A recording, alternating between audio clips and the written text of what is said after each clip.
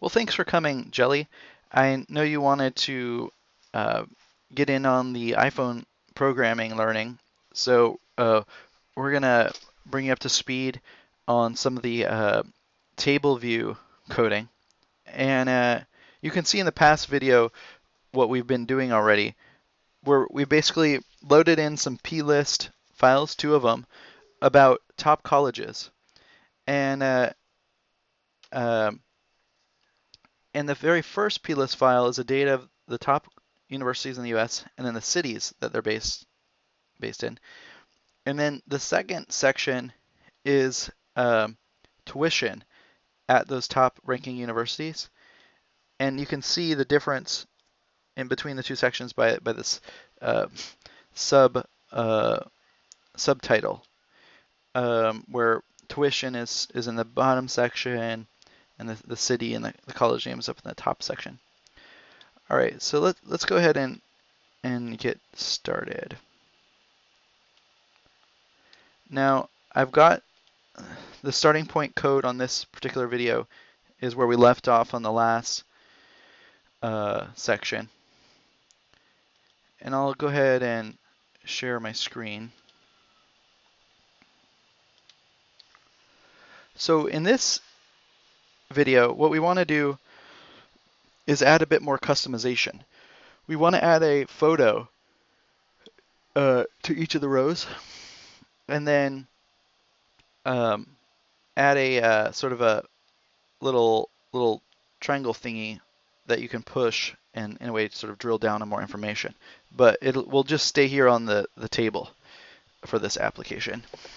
So how are we going to do that? How are we going to add a photo to each of these rows? We do that by, first of all, having the photo image in the first place. So we have a star photo that I made. So you can see the star there that I made. But you could get it from the web, say. And I've got it on my desktop. And what I'll do is I'll drag it onto the project, copy it to the destination folder. All right, so now it's available in our project. And where we'll be setting that photo to be visible in our table view will be in the cell for row at index path. So that's where we're doing a lot of the meat of our what our cells are looking like. And below where we're figuring out the detail item text, we'll be adding an image. So this is that image section. And what we need to do is we need to first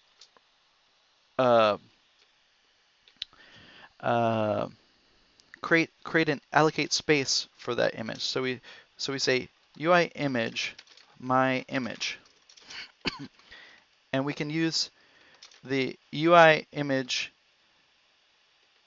method called image named. So that's a class level method, and we'll be giving it a string for star.png. So that should make that image available. And you can look up references for this in the in that class reference to see what's going on there with that image named. And you can see loading image. So returns the image object associated with the specified file name. So it's kind of nice because it'll sort of search for the image within your project. So we have our image, and we need to set the cell to have that image. Cell image view image equals my image. Okay, let's run that. Let's see how it looks.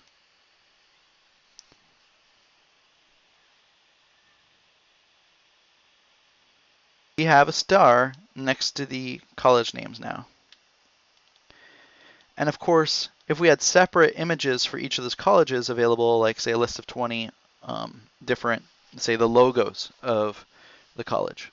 We could add those guys into our project and then perhaps have a separate NS dictionary to retrieve the appropriate file name based on the key of the college name, and then have a similar, sort of if-else type searching for the appropriate image file name.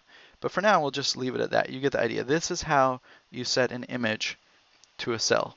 Now you could make custom cells, and I'm not going to get into that because that's beyond the scope of what I want to cover. But it can get you can get table views that are quite unique looking, and you'll see that in many of the popular applications like the iPod or Evernote. So they have custom table views and table view cells going on. Let's add also one of those accessory types. So this is sort of an indicator that we can push the cell. So we do that by saying cell dot accessory type equals, and we'll use an enumeration UI table view cell accessory, then we'll choose disclosure indicator. Close that off and run it. And there you go. You can see the little arrow thingy. So that's almost indicating to the user that this cell is meant to be pressed to drill down to see additional information. So currently, if you press it, it doesn't go there. And we'll be talking about how to make that work in a minute, or actually in a separate section of our course videos here. But let's try to change it to a different one. So UI table view cell accessory detail disclosure button. Let's see how that looks. Okay, now you see it's sort of a circle with a arrow thingy. So it turns out those are meant to be different uses. There's the Apple Human Interface Guidelines document. You'll see that on the developer portal, the developer.apple.com.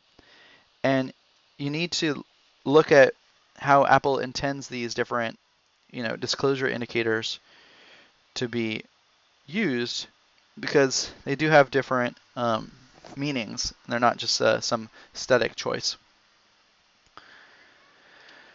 So let's actually change it back to disclosure indicator.